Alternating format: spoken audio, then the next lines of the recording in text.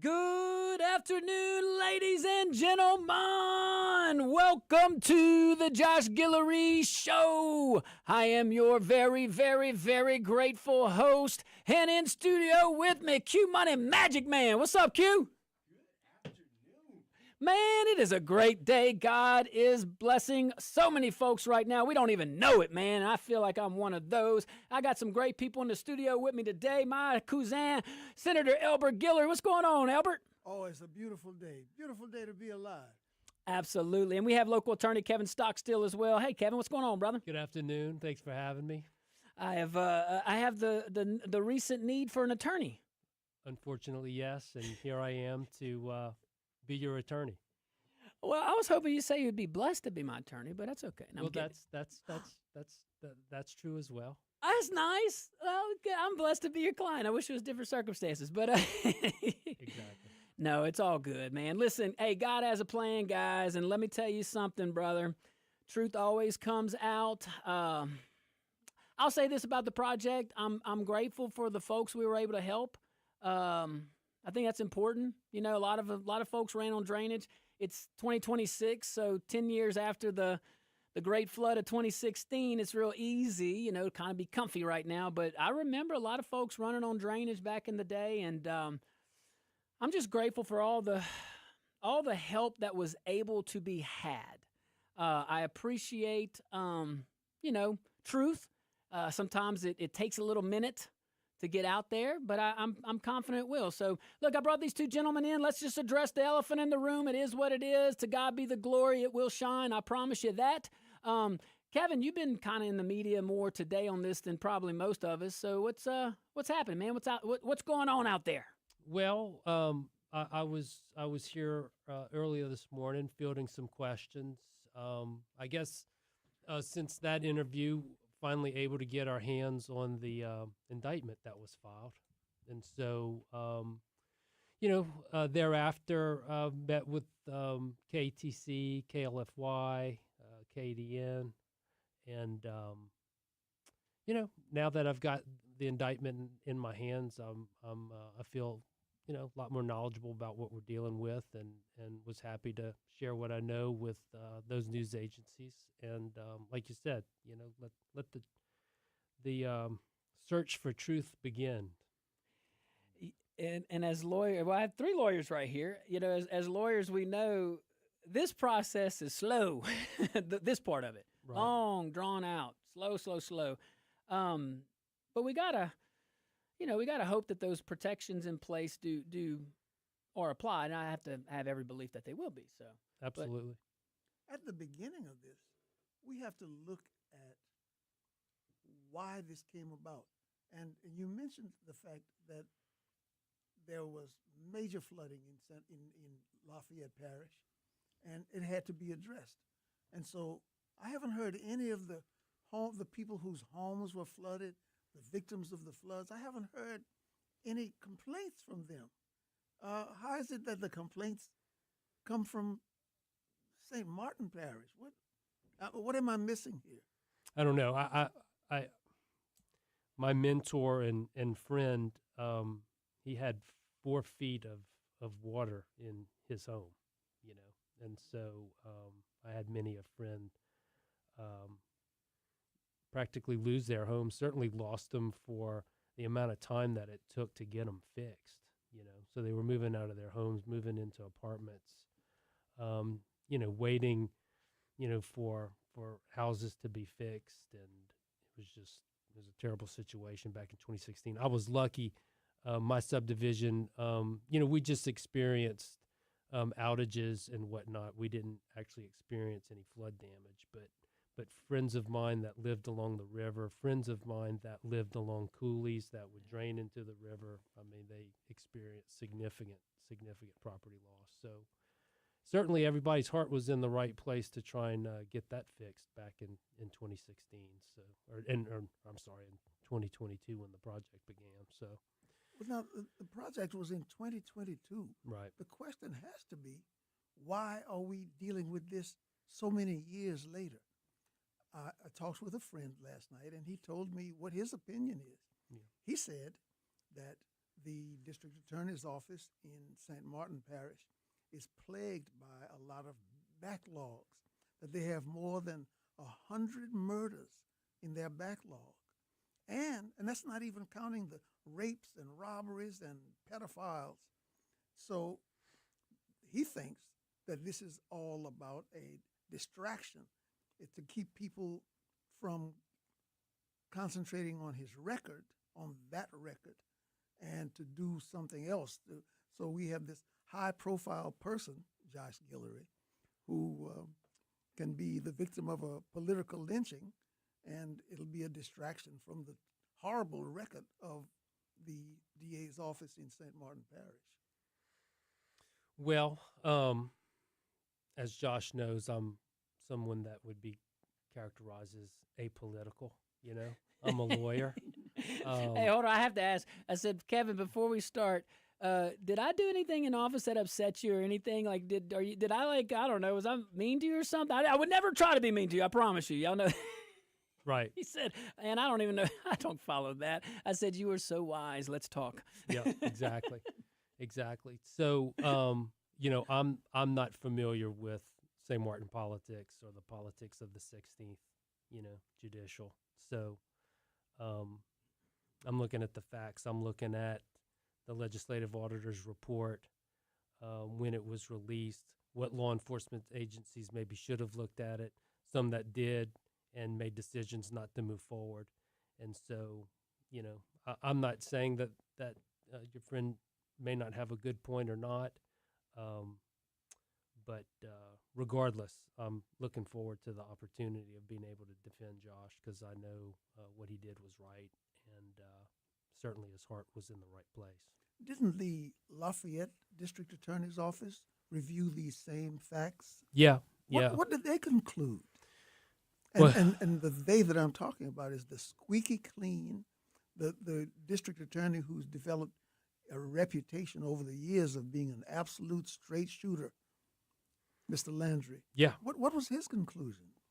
You know, his conclusion was probably the same as the person who wrote a letter on behalf of the district attorney's office in response to the legislative auditor's report, which was Mr. Frederick Welter, who was the first assistant over there. And, you know, based on the work that they did, the research that they did, they came to the conclusion that there was no criminal wrongdoing and nothing there for them to prosecute. So Josh was completely absolved. In the eyes of the district attorney in the 15th Judicial District, yes. And I mean, that wasn't the only prosecutorial agency that looked at it, but we can discuss that, you know, later on in the show. Well, thank you, gentlemen. Appreciate you guys. Look, we'll take a tiny little break. Don't you go anywhere. And you know what I didn't do? Guys, we are live on rumble.com. Go to rumble.com. Go to all of our streaming services, all the things, and I can't wait to see you on there.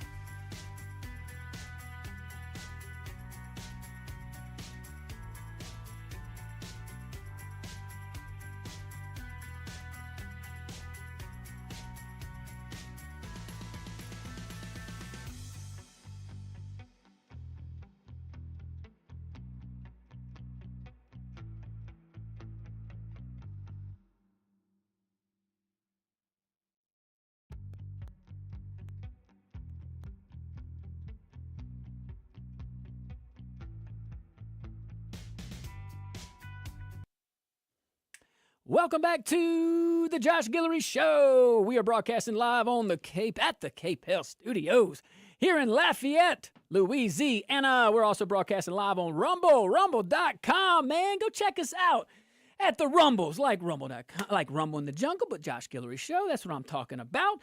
Go check us out. Hey, guys, this segment's brought to you by my friends over there at C-Safe SEA, just like the ocean, man. If you need those FRP products, go check out my hard-working, American-made products over there just north of this location. C-Safe SEA, just like the ocean. All right, guys, we're talking about kind of what's in the local news, the Spoil Bank Removal Project. As you may know, I had to turn myself in last night. I've been indicted on some charges that we know the truth will come out. It did the other day. It might take 4 more years to come out again, but if it happens, it happens. What I will choose to do is try very hard. Like, we all have a choice. We all have a choice. Could be bitter, could be mad, could want revenge, but that won't help nobody. It really won't. It really won't, and I don't. So my choice is peace. I ain't lying, so I ain't admitting nothing that I didn't do, but I choose peace because that's what God would want me to do. So, anywho, guys, man, I got 2 gentlemen then. They did a little, it's kind of like, I haven't watched wrestling since I was little, but it's kind of like when they do the tag team, you know? So, Elbert, my cousin, left, and now Dr. James Noriega, my roommate, that's what I call him. We are always about 6 inches, 8 inches apart. During the day, maybe 2 hours a day, we just don't see each other. It's just a wall that separates us. Build the wall. We don't see each other at all. So let's continue the discussion. Got defense attorney Kevin Stockstill, great attorney here. He's a great attorney. Just telling the story. He's been out in the media on this a lot, so he's probably in the know as far as what's the buzz out there. But guys, y'all talk about it, man. Thanks for coming in, Doc. Yeah, absolutely. It's always an honor to be on the show. I am a physician. I am not an attorney, and I'm sure that many of you out there are not an attorney as well. So I was very happy because I need an education on exactly what's going on and exactly what is a grand jury. What's the difference between a grand jury and an arrest warrant? I know if you go to a grand jury and you get indicted, you can get arrested. You can require bail, but the same thing with a arrest warrant. So I would ask Kevin, what's the difference between the two? Well, so in this, well, let's start with an arrest warrant. So an arrest warrant usually gets issued by a judge or a magistrate or a commissioner when a police officer does an investigation and concludes that there's probable cause that a crime has been committed. Okay. And so when a police officer reaches that conclusion, then his or her job is to get an arrest warrant for the arrest of the person that was the subject of the investigation. So it's a very low standard. It's probable cause. Speaking of malfeasance, if a police officer has probable cause that a crime's been committed and they don't get a warrant, well, then they've committed malfeasance in office. So anyway, it's their duty to arrest, and that's generally, how a case begins. And so that's an arrest warrant. So generally after an arrest warrant, which didn't happen here, that this case did not take that normal tack, beginning with investigation, then arrest, then next step, which is the prosecutorial authority, whoever that is. It could be the U.S. Attorney's Office. It could be the District Attorney's Office for our district, the 16th, which is St. Martin.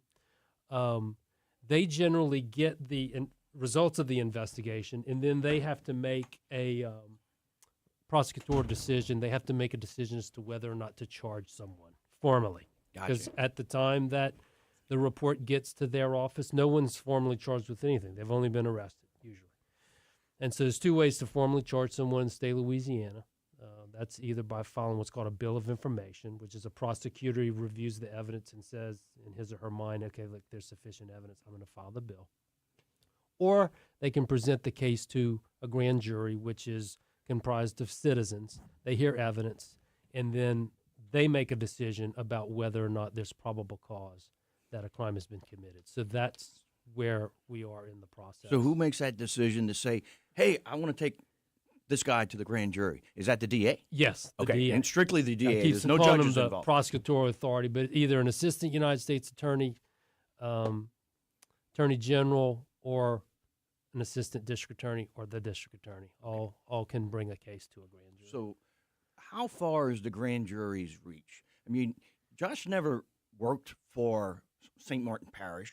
He wasn't the mayor president, or the parish president. How can they reach over the parish lines? And I mean, if they don't like something that Jeff Landry does, can they do a grand jury on Jeff Landry because they didn't like what he did? Well, I mean, a grand jury, once they're impaneled, I mean, they can hear whatever evidence is presented to them. Their power is to hear evidence and to be charged on what the law is and make a decision about whether or not there's probable cause, which is a super low standard, by the way. Probable cause is, proof beyond a reasonable doubt is what you need to convict someone in a trial. And then, if that's up here, by or probable cause is way at the bottom of the spectrum. And so, the question you ask is kind of raises what we would call venue. Venue is the proper place to bring a case, the proper place to bring a prosecution. And so we have rules. We have a code of criminal procedures, rules that tells us, how to get a case from point A to point B to point C to Z. And so, there are specific rules that say when and where you can bring a case and when a particular parish would have jurisdiction over a case or not. And so that's probably going to be one of the issues that's going to be raised pretty early on in this case, is whether or not venue is proper in St. Martin Parish. Gotcha. So what are the next steps? So we've been indicted. We posted bail. We're out. Does it go to trial? Does it go to a jury trial? Or does a decision be made by a judge only? Well, potentially. So we've got a number of steps to go through before we get to the end of a case, which is a jury trial. And so, step one is to have what's called an arraignment. And so we're going to go to court and be told what the indictment is, even though we already know because we have it. We could have the judge read it to us if we want. We'll waive it. We're going to enter a not guilty plea to all the counts, which there's 4. And then that will be the first step in the process. And then thereafter, we go through what's called discovery.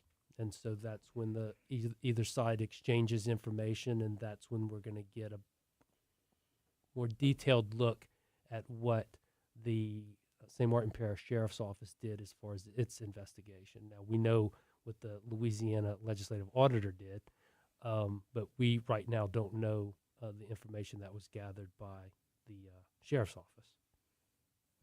Okay. All right. Hey, thank you, guys. Look, man, we're going to take a tiny little break. When we get back, we're going to pick up this discussion and probably continue this discussion all 2 hours. Who knows? We'll see where the conversation takes us. Thank you guys so much. We'll be right back.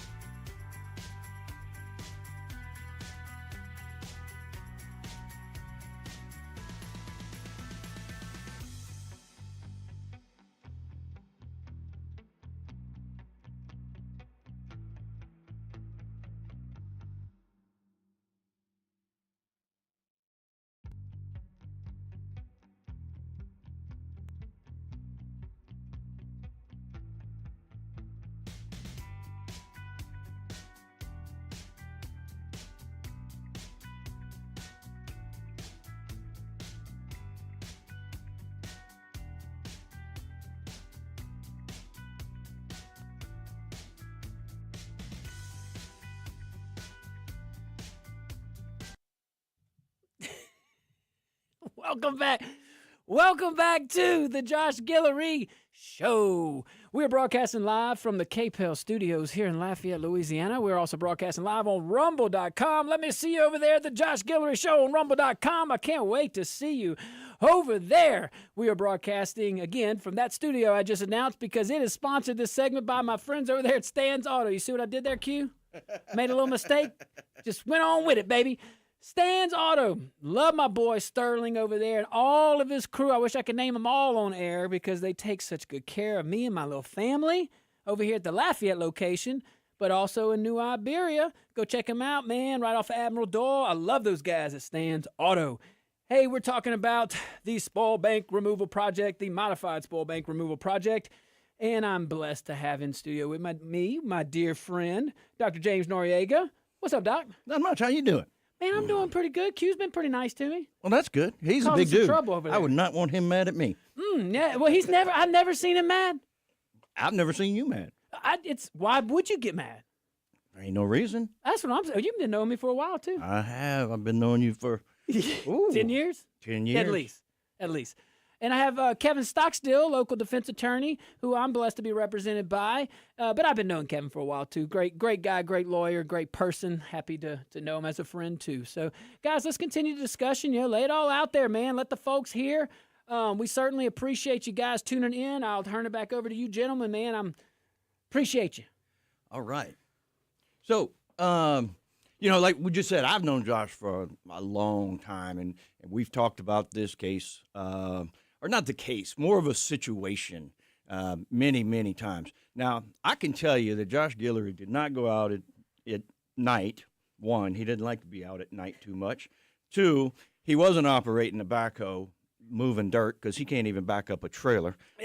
As smart as Doc. he is, I backed up that trailer one time. I saw a shovel in his hand one time, but it was gold, and it was from some opening ceremony. I don't think it made it an inch into the ground. But I messed that up, too. So, why is it that they're only picking on Josh? I mean, there's other people around. I can guarantee you Josh talked to 50 people before any of this project went forward. He has 4 or 5 lawyers he has to get to approve everything he wants to do. And this isn't anything he wanted to do. This is things that the engineers wanted to have done.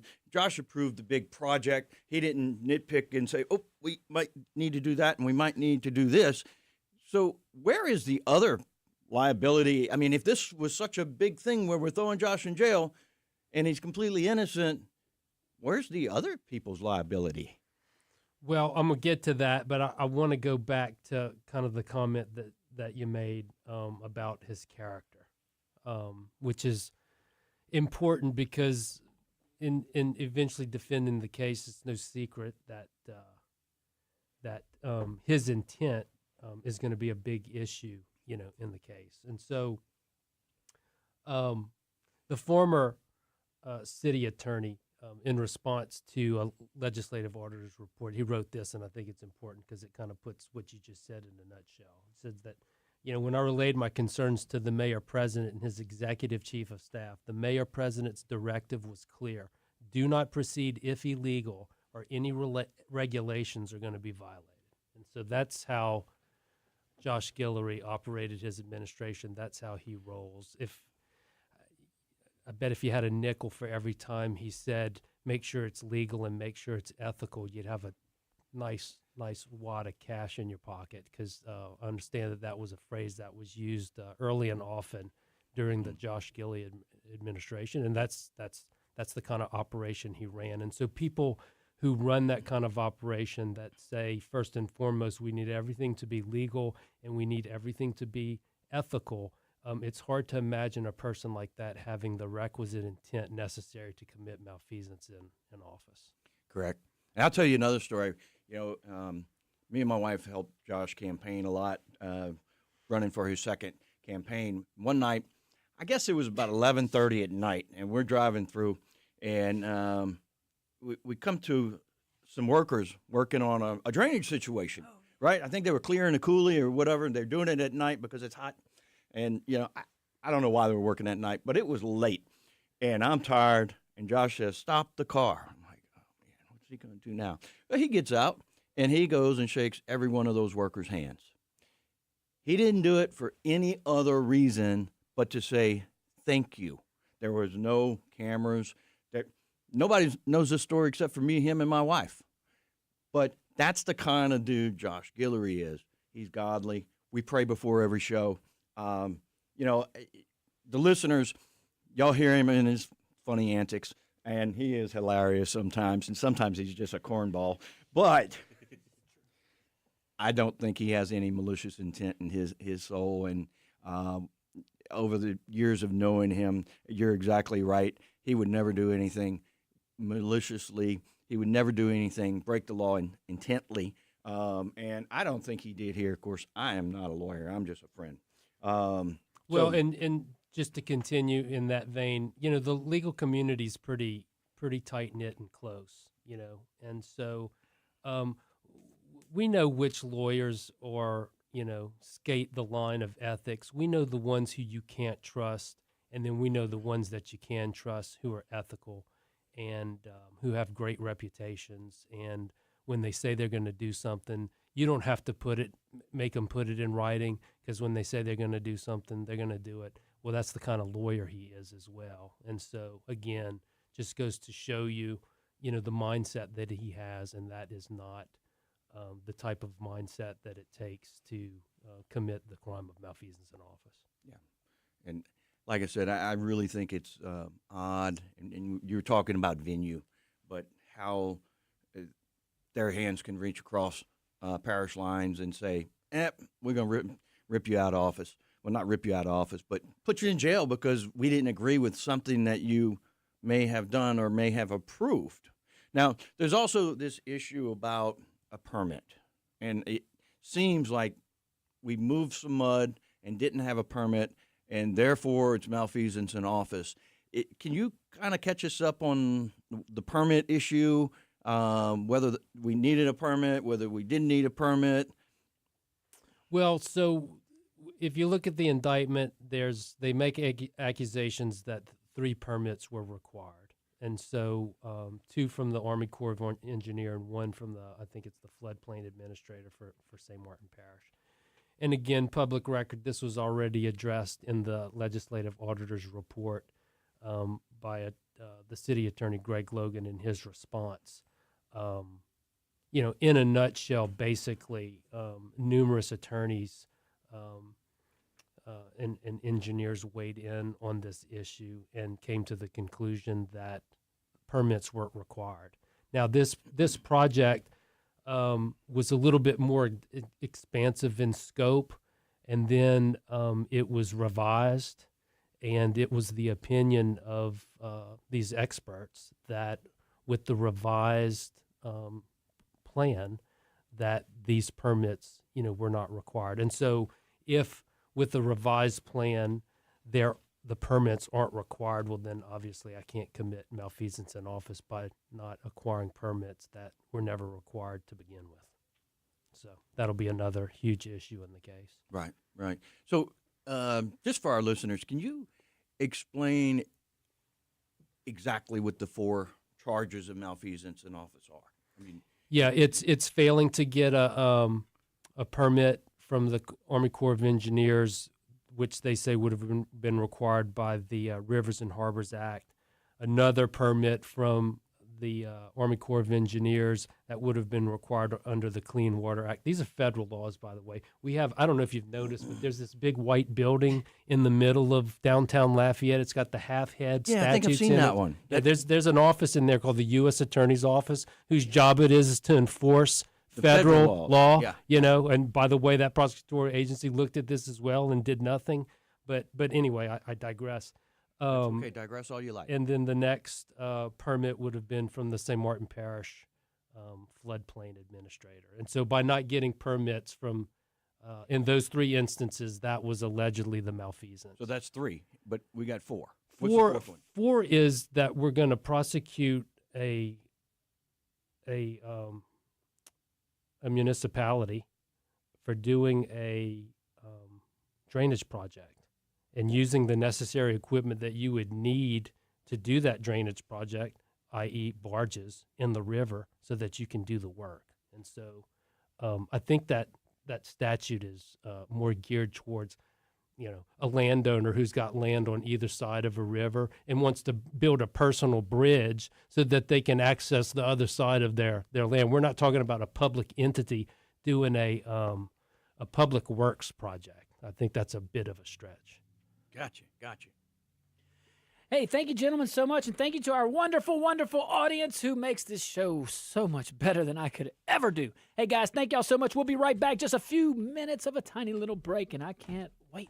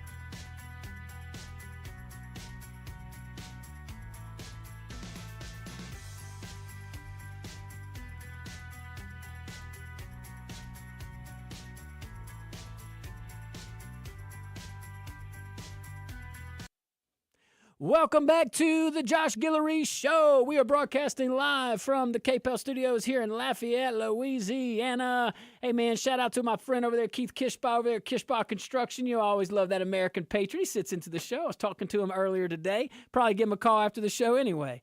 Let me tell you about my friends over there at C-Safe, man. When strength matters, you already know this. Custom matters. Failure's not an option. My people over there at C-Safe, they deliver. Man, C-Safe FRP products are engineered to resist corrosion, reduce maintenance, outlast the competition in the harshest environments. From offshore platforms to wastewater treatment plants and everywhere in between. I want you to go visit my folks over there at C-Safe, csafe.com, S-E-A, just like the ocean. Go help out that American company right here in Acadiana, man. Love it. All right, we're talking about the spoil bank, the modified spoil bank removal project. It's been in the news. Just a little. So I got my dear friend over here, Dr. James Noriega, my dear, dear friend, my buddy, my neighbor, just all of the above. Appreciate you, my brother. And also my dear friend over here, Kevin Stockstill, a defense attorney here in Lafayette, Louisiana, servicing mainly South Louisiana. Very blessed to have these two gentlemen on. Hey, guys, continue discussion, man. Bring the info to the folks. Be objective. Next hour, we're going to open up the phone lines. You call in. You too can ask your questions on the spoil banks. Do it. 232-1542. Journalists are welcome to call. All right, guys. Whoa. Next hour. Well, he's been doing interviews all day. He's used to it. There we go. He's a pro. So, anyway, y'all go ahead, guys. all right, well, yeah, I'm going to bring up something that, it's not really a question. It's just a thought. Is this really political lawfare? In other words, is this just trying to get a mugshot so that Josh can't run anymore? We know that he did an exceptional job as mayor. I don't think anybody's flooded since we did this big project. And we've had some pretty good rainstorms. Nothing like we had in 16, but we've had some pretty big ones. And is this really grounded in fact, or is this just somebody saying, man, that guy's scary. He can move places, and we got to get him out of the political makeup? That's kind of where I go with this because, again, I've known Josh for a long time. Josh, he feels bad about killing a mosquito when it's biting him. He'd rather pick it off and let him fly away. So there is no menace there, and this is just a hardcore lesson in politics, I guess, a shameful lesson by the people who are putting this on him. But if you look back, did the same thing to Trump, right? Trump, shaker and mover, just like Josh, or Josh just like Trump, whatever. When they wanted to do something, they got it done. They didn't worry about, hey, this guy might think it's bad. And once we got permission to do things and once everything was in line, Josh got it done. I've never seen so much road work be done in Louisiana, in Lafayette Parish, as when Josh was taking the lead. So, they impeached Trump. They got a mugshot of Trump. We got a mugshot of Josh. Not the most impressive mugshot. God, man. We should put it up. What a horrible. I could critique my own mugs. I should have practiced. Man, I thought we talked about that. Hey, man, look, I am a happy-go-lucky guy, but listen, when I had to leave my house and see my dear little I'm not going to go too far in detail, but I will say this. I have never seen my little strong wife, who is the strongest, not just saying this, really strongest person I know. 21 years I've known her, and I wasn't in the most peachy mood when someone's doing that to your family. I mean, in knowing the truth, but choosing to do evil. So, I hadn't yet got to the forgive and move on part. I was working on it, okay? Okay, so now we know why that mugshot looks like that. But still, I do think there's a comparison with Josh's case and President Trump's case. They're trying to get Trump where he can't run again. Well, he can't run again. He's termed out. But they don't want Josh to run. I know Josh had big ambitions politically, and the powers that be said, I don't think we want that. And I think that's where a lot of this is coming from, and we call this political lawfare. Well, guess what? You can't be a prisoner in a war you ain't fighting. I ain't ever running for office again. Well, There we I go. made that announcement before this, but it's look, man, God has a plan, and trust Him, and you know. Absolutely, and that is one thing that, again, Josh is a very godly man. He puts his faith first, and every day is a good day. I always tell my patients when they ask me how I'm doing, I woke up. God gave me another day. I'm not in the obituaries, and I'm not in the arrest column. I don't have to call my good friend Kevin as a defender, but it's always a good day, and that's where Josh is, and it's a shame that we're having to watch him and his family go through this. There's been lots of hugs and lots of kind words, but we need everything we can get.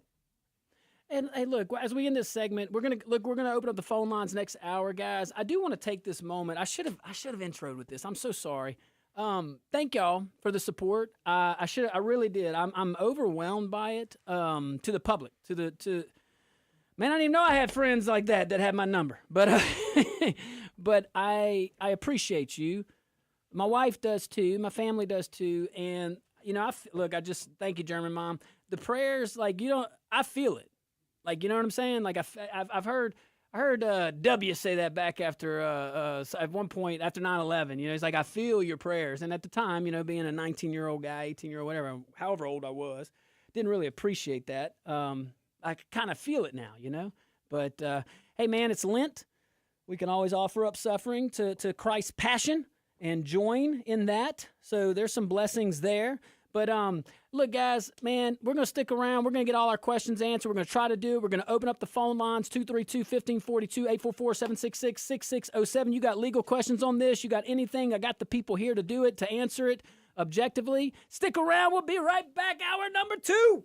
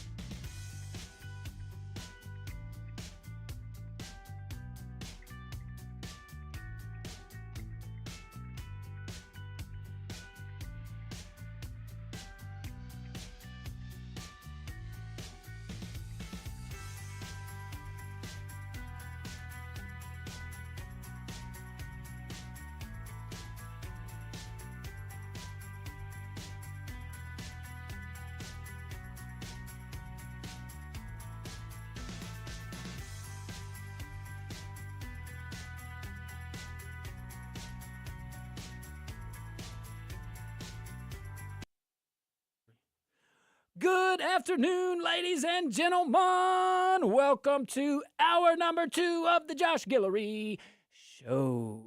See, that was smooth. That was smooth, man. All right. We are still broadcasting live from the KPEL studios here in Lafayette, Louisiana. I remain your very humble, grateful host. And in studio with Miss Steele, Q Money Magic Man. What's up, Q? Oh, another beautiful day in Lafayette, Louisiana. I want y'all to call in. You got questions, call in, 232-1542. But first, it's Friday. It is JJWJ. It's just joking with Janet. You like that? I think it's hilarious. That's better than what I usually do, I think. I don't know. I didn't want to scare you off. It All right, wasn't guys. it wasn't as dramatic as it usually is. See? I give options. Go ahead, Janet. Lighten the mood here. Okay. I don't like making plans for the day because then the word premeditated gets thrown around in the courtroom. Oh, how fitting. That was good. That was a good one. Thank you, Janet. It looks like Mr. Robert Benoit has been commenting. He said that Josh used "make sure it's legal and ethical" thousands of times while they were working together. My boy RDB. That was my chief of staff from day one. I love him. All right, you got some other ones on there. And it looks like from Don Ho, love you, brother. Democrats hate anything to do with progress. Oh, Lord. From German Bomb, hang tough, Josh. Kill Switch Don, so glad to hear you on the air, my friend. Keep your head up because we know you and God is with you and your family. Amen. Glad you came out swinging, Josh. With that mugshot. Guys, I'm sorry. I'm sorry to the St. Martin Parish camera. Like I feel like I really feel like I owe them an apology for what I did to their camera, their digital system. I looked at that. I was like, what the heck, boy? Anyway, I'm sorry. Biden's lost memory. Standing with you, Josh. That is priceless. Oh, thank you so much. All right, guys, man, look, we're going to continue this discussion here on the Spoiled Banks. If you got questions, call them in, 232-1540, 2-844-766-6607. Who we going to? Let's go to Mr. Bobby. All right, Mr. Bobby, what you got? Bring the truth. Brotherhood. Yes, sir. That BS they throwing at you made me want to put my uniform back on, but you're right. They focused on politics and not the law. But here's what's up. They're on the sidewalk and you on the porch. I tell you what, and I'll kill every mosquito I got. I got like 5 cases of off. I love you, Mr. Bobby. I love it. That mug shot, well, one time I got arrested for DWI, and my mug shot looked like that, but I don't drink anymore like you. But that's kind of how it looks. I know someone was like, you look drunk. I was like, yeah, I kind of look bad. I don't know. I wasn't drunk, though, I promise. You look like you've been eating some bad. Hey, you know what? We ought to boycott St. Martin Parish. Because as the grand jury gave this evidence on this side, they kicked it out. They give it over there and they indict you, which is all BS. They're trying to pull you down like that. Who said? I got in the last 5 minutes of that. They don't like your management style, so that's what they're trying to do. Well, thanks, Mr. Bobby. You know, look, pray for him. Move on. Gotta keep. You know, we can't look back. But thank you so much. Thank you. Who we going to? Miss Tony from the road. Miss Tony. What's up, Miss Tony? Well, I've got a point to make about the spoil banks, but I do want to comment on your mug shot. You had your Trump going on right there. Is what you had. You kind of. I think you should make a T-shirt with that mug shot. Absolutely. I 100% agree with you. Yeah, that was the same emotion Trump had, like, believe us, thou this. Anyway, and we don't. So, being from Oklahoma, highly erosion area, and the Dust Bowl era, we had things called soil banks and spoil banks, and both had to do with erosion. One was to save you from erosion, and the other one was caused by erosion. It was a buildup of sediment in an area it wasn't supposed to be, and it caused the redirection or slowing of the flow of water. It was considered like an invasive species in the sediment world. It had to be removed or something done with it so that it didn't impede the flow of water. If you just let nature take its course, that would be okay out in the wild. But if it starts messing with drainage in populated areas, I would think that people need to kind of know what a spoil bank is. It's a nuisance. Thanks, Miss Tony. Hey, I was bragging. Oh, we lost it. Thank you so much, Miss Tony. I was bragging on you. I saw you on hold, so I was like, I'm telling y'all, Miss Tony always brings wisdom from the road. Hey, thank you. A lot of that stuff over my head, but I'm glad there are smart people that know it. Can I make a comment on that? That the particular spoil bank that we're talking about kind of was a nuisance. It was dumped there in the 1950s by the U.S. Army Corps of Engineers. And had the U.S. Army Corps of Engineers tried to get a permit to do what it did back in the 1950s, it would have denied itself because it was such a problem, right? And so she's right when we're talking about spoil banks and being nuisances, and that's exactly what this thing was. Wow. Well said. All right, who we going to? Let's go. Hey, Kish, a friend of the show and a dear brother of mine. What's up, Keith Kishba over there, my dear American patriot? Well, I did pray for you this morning, and I'll pray for you every morning. Thank you, brother. I got to tell you, I don't have a jealous bone in my body. I'm not an envious person, but right now I'm feeling a little of both. I mean, you got the A team in there with you today, man. It's like, no, it'd be the A team if Kish was in here. We're missing a teammate. Hey, by the way, guys, great job the other day, Kish. Thanks for I had some work to do, man. Thank you for sitting in for me. Listen, no, I know what work you got. Now, look, I'm so happy that you're going to fight this because I know you and James are Army. Hooah. Dang right. But Marines never retreat. They just fall back, regroup, and charge. All right. And we love you too. Listen, 23. James is a fighter, man. That's a Iron Man. He's a tough guy. I wouldn't want to fight him, and I wouldn't want to fight you either. And Kevin, I wouldn't want to be on the wrong side of Kevin in a courtroom. I can tell you that right now. I think you got some good boys, and I hope those people. I don't want to be derogatory, but I hope those people in New Iberia or St. Martin are listening, because there's 23,000 people that voted for you, and you have a lot of reputable, outstanding, businessmen that stand on the truth and work hard every day to better Lafayette. I'm one of those people, and they have no idea what they're up against, because you're not doing this alone. You're doing this with a lot of us. And you and I have had very strong, candid conversations, and I asked you, and with Jesus in our presence, is there anything that you knowingly did wrong or that we have to be concerned about before we put our reputations on the line for you?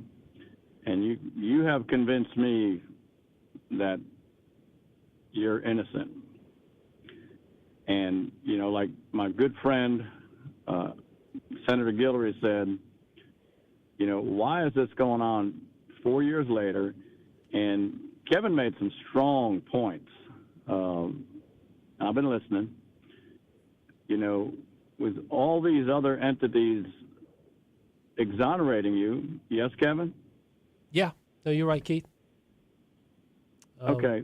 So I'm just perplexed that anybody, any DA, and look, I know, I'm helping Don get elected. I've known Don for 40 years. He's not going to overlook anything for anybody.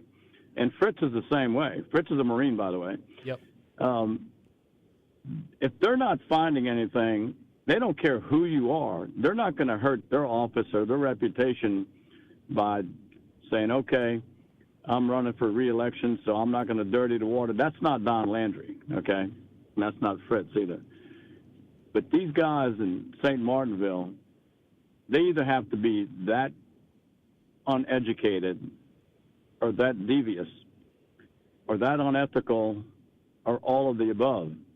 But they got a fight on their hands because you're not fighting this alone. I can tell you right now, a lot of people are calling me on this. Well, Kish, hey brother, I got a hard break, so we had to. Man, I love you. Thank you for all the support, guys. We're gonna take a tiny little break. I wish we could. Kish, man, he makes such good points. Not only on that, but so many other things. Appreciate you guys. We'll take a tiny little break.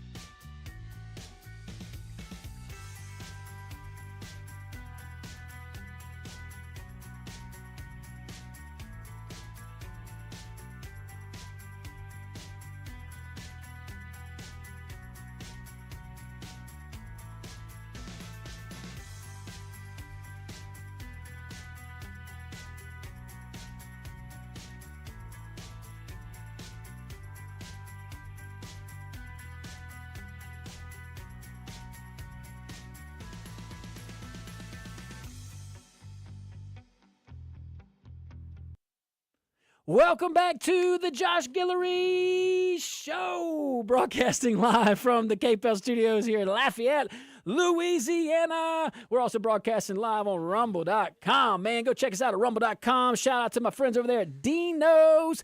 3 locations here in Lafayette, 2 locations in Lafayette, Collie Saloon and Bertrand, and then 1 in Henderson. Man, go check them out over there at Dino's. I love it. Now I'm hungry.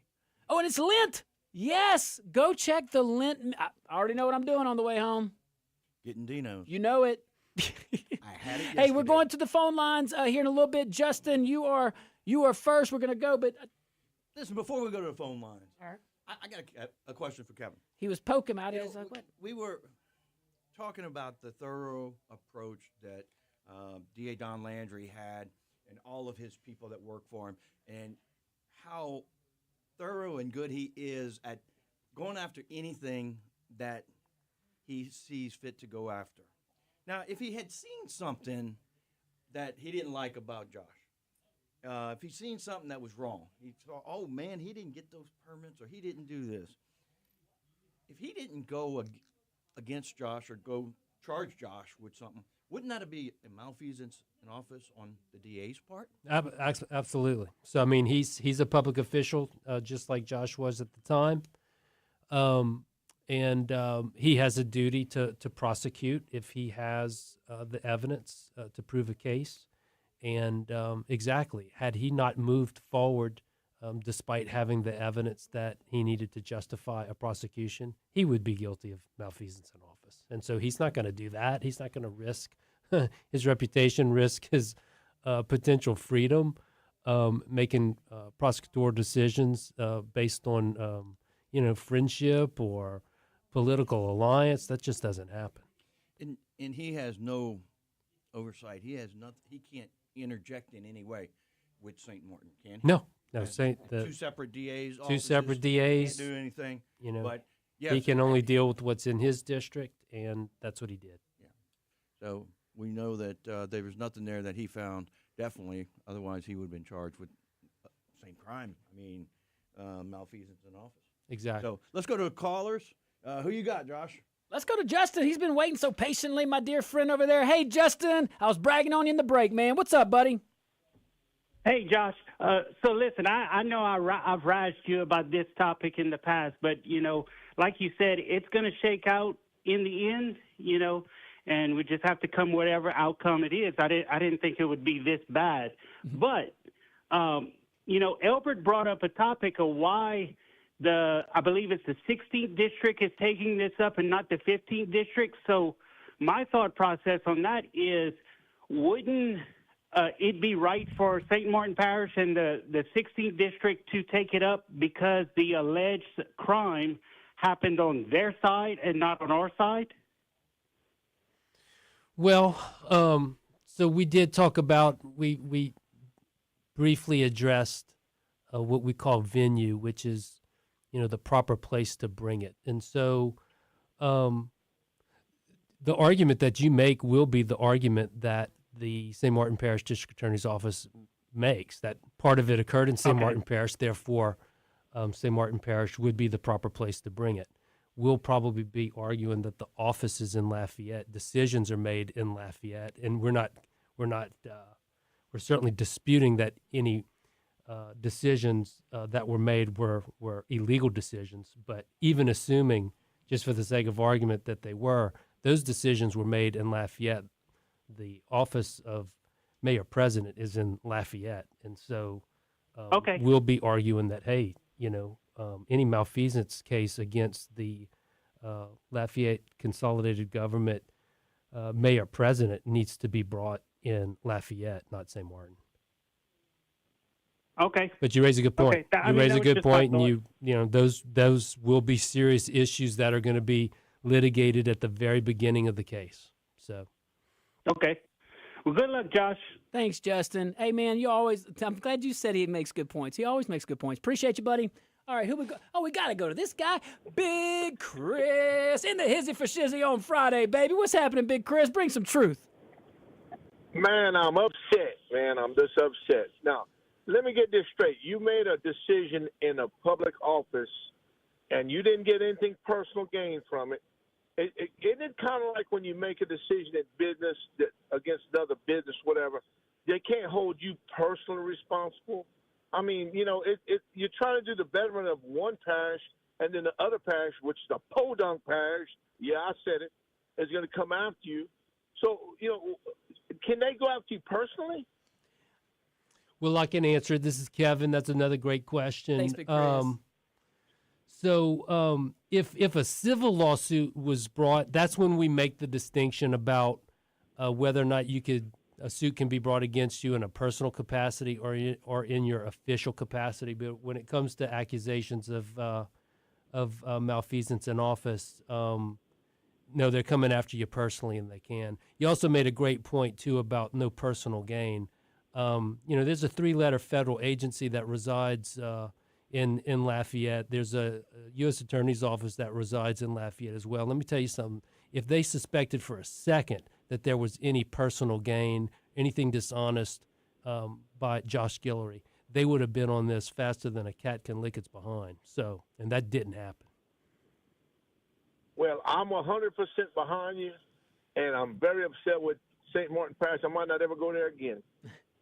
Big Chris, we love you. Thank you for the support. I will say, and I'm not just saying this, I love the folks over there at St. Martin. I'm upset just like Big Chris, but that's really just like 2 or 3 people if you think about it, just abusing some power. But look, man, folks over there are great. All right, I'm getting the cue from Q. Is it break time already? It is that time. I don't like breaks. I like to talk to the folks. Maybe we'll talk to the Rumble folks. All right, guys, stick around. We'll be right back.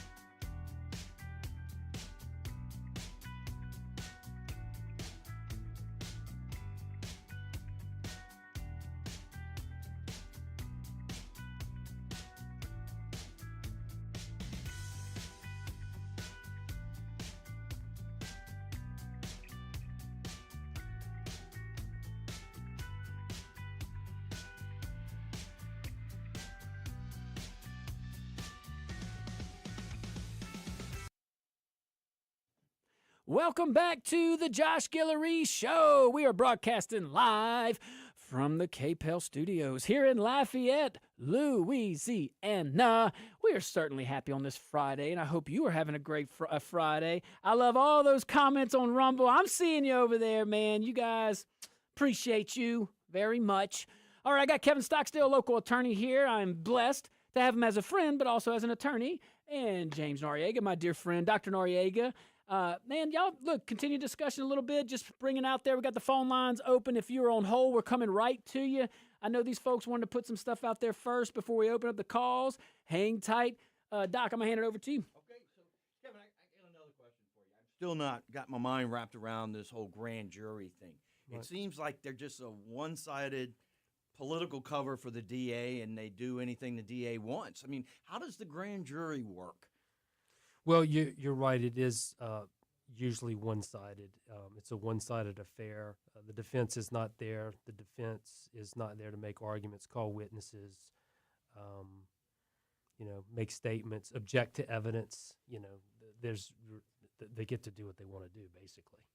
And so it's definitely a one-sided affair. There's a big question as to whether or not the grand jury in this matter heard from everybody that has knowledge about the situation.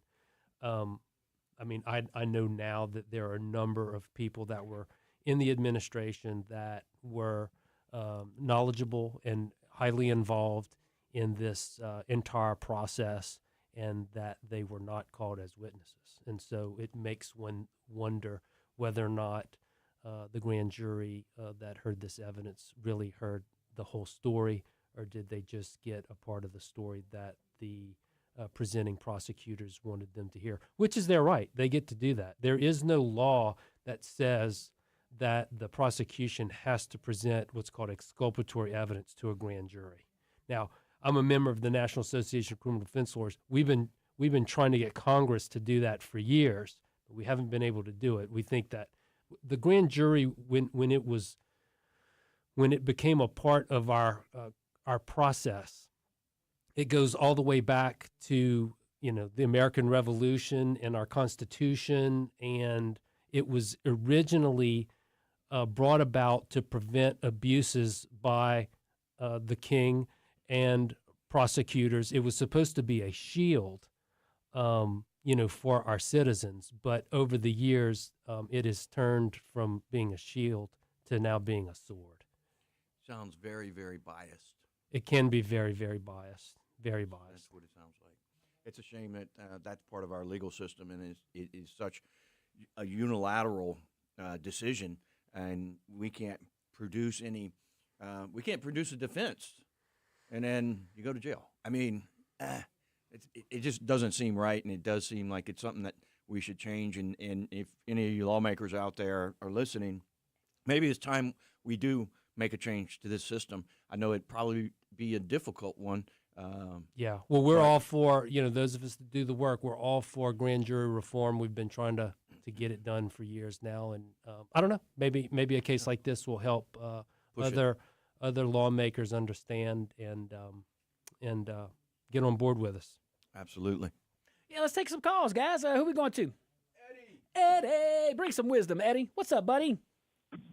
Hey, bro, I'm just wondering why they didn't bring this earlier. If you're so guilty, because I listened to this whenever you was mayor president. I think you did right by both sides. You didn't just I think that you didn't think of just one side. You thought of both sides. And why wait? This dude must have some awful trouble to be reelected, to be bringing this right now. And that's what burns me up about politicians like that, I mean, seriously, why wait 4 years? That's what I don't understand. Why wait 4 doggone years? I'm right there with you. I agree. I think there should be a statute of limitations on a misdemeanor crime like this. 4 years is a long time to sit there and worry. I recently was involved in a case, and it took 9 years to get it resolved. Well, so let me I kind of know what Josh is going through. Let me tell you how this works. So not getting a permit from St. Martin Parish is a misdemeanor. Correct. Okay, you got 2 years to bring it. Well, they ran out of time. And so what they're doing is they're trying to use the malfeasance, which has a 4-year statute of limitations, to bootstrap that permit and that ordinance into this case. The 4-year mark ended in about 2 weeks. And so Will that be part of your defense? It's saying this is based on a misdemeanor that, they timed out 2 years ago. That'll be a question. Is this a bootstrapping of a misdemeanor offense to make it a felony so that we can try and enforce a misdemeanor? Right. But we ran out of time. I don't know. It's a valid question, and it'll be raised. Great point. Great question. Thanks for calling. Yeah. Hey, thanks, guys. Look, I'll want to stay on the phone lines. All right. Oh, we're about to hit a break. Doggone it. All right. Let's take a tiny little break. When we get back, we will keep those phone lines open. We'll keep this conversation going. Man, I can't wait to hear, guys. Go on that chat too on Rumble. I want to see you over there. We'll be right back.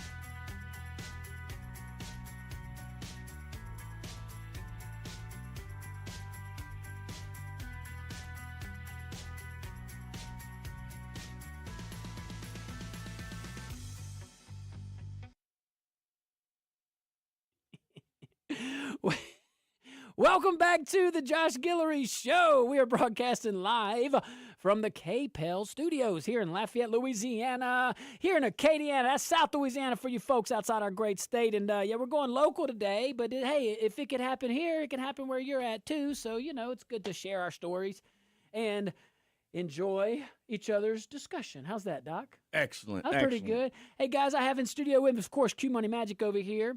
And then we got Kevin Stockstill, local defense attorney here in Acadiana. And Dr. James Noriega, my dear friend. We're talking about the Modified Spoil Bank Removal Project. All right, guys, I'll hand it back over to you. Yeah. So to our listeners, I'm a physician. I'm not an attorney. So I've got the pleasure of asking Kevin a whole bunch of questions concerning grand juries, and I think we've covered all of that. But I've just got a few more things that are bugging me. So why do you think an outside agency wasn't contacted to do the investigation, to prosecute, to do whatever needed to be done, and especially since it was in two different parishes? I know, we have like the state police that investigate the local police. Like we were talking about earlier, local police don't investigate itself. But was anybody else brought in to investigate other than the two parishes? Well, the legislative auditor's report went to multiple prosecutorial authorities, as I mentioned earlier, the Attorney General's office, the U.S. Attorney's office, the District Attorney's office here. But, you raise a question that, we deal with a lot, which is a law enforcement agency sometimes in an effort to not make it look like their investigation was tainted, that their investigation involves some home cooking, that it's truly an objective investigation, to avoid that appearance that it wasn't objective. It certainly can refer that investigation to an outside agency, and usually it is the Louisiana State Police. And so I've had a number of malfeasance cases that were investigated by the Louisiana State Police. They are the elite of our law enforcement here in Louisiana. They did great jobs in those cases.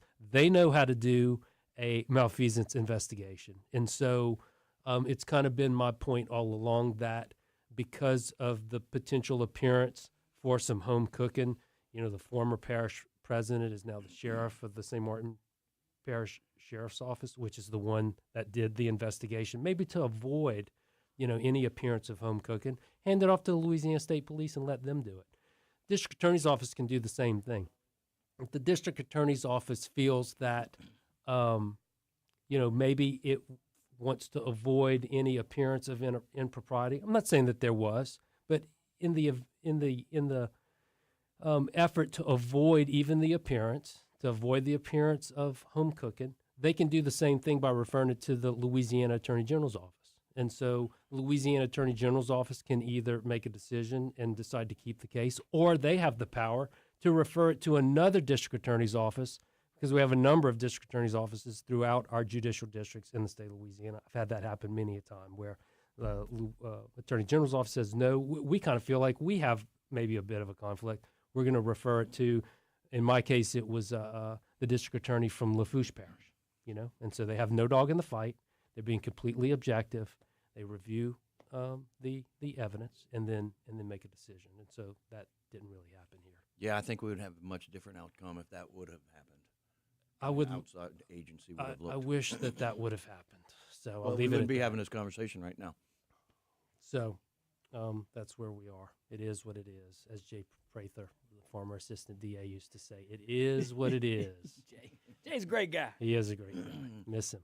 So are we going to try this thing in St. Martinville, or are we going to try it in Lafayette? What do you believe will happen there? Is it going to be do you have to request a venue change, or is it already slated to be in St. Martin Parish? Well, it is slated to be in St. Martin Parish, and then there will be a question about whether or not we can get a fair trial in St. Martin Parish, whether or not the jury there is potentially influenced. Of course, there's people who live there. I don't know what impacts they've had, maybe positive, negative. I don't know, but if we get information that we're not going to get a fair jury, then we have the right to raise that issue and try and go to a different parish or a different venue. What do you think about the local media and how they're covering this case? I know we're very early. It just happened last night, basically. How do you think the local media is going to address this case? Do you think there's going to be a bias? Do you think that they're going to lean one way or the other? Or you think they're going to be honest in their reporting, which we've had trouble with a number of forums, I guess you would say? Well, I've given a number of interviews today, so at least I can say that at least our local media is giving us our opportunity to give our side of the story, so that, at least from that standpoint, they seem to be unbiased. Now, I guess we'll see what clips make it on the news and not, and, what quotes are made. I hope they show it all as opposed to, editing it and maybe trying to get whatever point they're trying to get across. I'd prefer it if they would play it all so that the points that we are making will come across. That would be fair reporting in my view. Yes, that would be fair. We'll have to see what happens in that venue. But, of course, we've got, this one where we can, let everybody know, once again, Josh is a great guy. Most of y'all just hear him on the radio. Y'all hear his voice. Y'all hear his corniness sometimes. But he was one of the best mayors I've ever seen in Lafayette. He did wonderful with our roads. He did wonderful with our drainage. Everything that he did, he made a decision, and things moved. Nothing fell into disrepair. We had projects, great projects that he envisioned or was brought to him, and we had a good team. And I think that team did everything right from what I can see on this project as well. It just got somebody mad, and again, political lawfare is taking over and doing what they're doing. Well, another interesting question is going to be and it'll be investigated. I hope that current administration in Lafayette isn't potentially involved in some of these shenanigans. So we'll be investigating that as well. So can you tell me more about the engineering that went into the project and the legal review that went into the project? Well, I wish I could give that to you in a lot of detail. I'm still kind of getting caught up on. That's a big question for 2 minutes. It's a huge question, and I'm still actually in the process of getting caught up with the bureaucracy that's required to get a project like this up and running and through. It's a massive bureaucracy, is what I understand, and there are many, many, many eyes on what's going on. So, I mean, there's no way to do this surreptitiously or covertly. There's just too many eyes on this thing, really, for there to be the kind of wrongdoing I believe that's being alleged. So decisions really couldn't be made in a vacuum in a system like LCG has? No way. There's too many checks and balances in Lafayette Consolidated Government, for decisions to be made in a vacuum. Too many people are weighing in on this thing. And the city and parish councils had to look at it as well, right? That's my understanding. Not only look at it, but approve it. And then I'm sure that they require a pretty extensive amount of information so that they can make an intelligent decision. And then it begs the question, well, if it goes through all of this process and then you have, councils voting on it and then you don't act, well, maybe you're in malfeasance for not doing what's been approved, by your council. That's a really good point because, they have to approve projects. They have to approve funding. The executive branch can't act on its own. No, the executive branch's job is to enforce the law that the council passes. If not, guess what? You committed malfeasance. Talk about being between a rock and a hard place. Hey, let me chime in. We got about 30 seconds left. We hear all this negative right now and all this lawfare and all this stuff, and I get it. And Kevin's right. The truth will come out. The process will play itself out. It's unfortunate. It's a long process. I want to thank everybody that really woke up every day during our drainage initiatives, our regional drainage plans, woke up every day with good intentions. Man, went out there to try to save life and property, and they're getting overlooked in this whole dramatic political theater nonsense, okay?